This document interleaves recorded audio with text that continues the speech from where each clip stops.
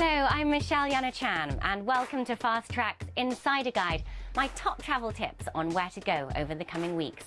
A must-see in Italy, I adored the Bronzini exhibition at the Palazzo Strozzi in Florence. Over 90 works of art are on show, revealing the legacy of this brilliant Florentine who worked at the court of the Medici family during the 16th century. The exhibition ends January 23rd. Staying in Europe, Christmas is coming, and some of the loveliest places to be during December's Advent season are the continent's provincial towns, like Lübeck, northern Germany, with Christmas markets in churches, streets and squares, as well as the historic Hospital of the Holy Spirit. Scandinavia's largest Christmas market is in Gothenburg at the Liseberg amusement park, with an ice rink, ice sculptures and even an ice bar. Český Krumlov, the pretty Czech medieval town, comes to life every weekend in December. And finally, France's favourite, Strasbourg, has one of Europe's oldest Christmas markets, dating back to 1570.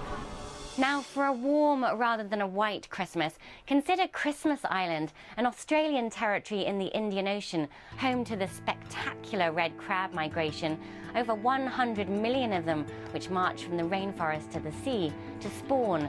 The first wave is ending about now, but rangers tell me this year there may be a second migration later this month. And also look out for the baby crabs, who should be emerging from the sea around New Year. And don't be confused with the other Christmas island, better known as Kiribati in the Pacific Ocean. Come for Christmas and stay for New Year. This island nation bordering the international date line is one of the first places in the world to see in the Gregorian New Year. Watch the sunrise on January 1st before most of the rest of the world wakes up to 2011. From December 8th, it's Oman's turn to host the Asian Beach Games. The biannual event features beach volleyball, water polo, sailing and bodybuilding at the newly built Al Masana Sports City just north of the capital, Muscat. While you're there, take a boat trip out to see the huge pods of dolphins a few kilometres offshore, where hundreds of dolphins play around the fishing boats. And in Turkey, the whirling dervish festival takes place for a week, starting December 10th.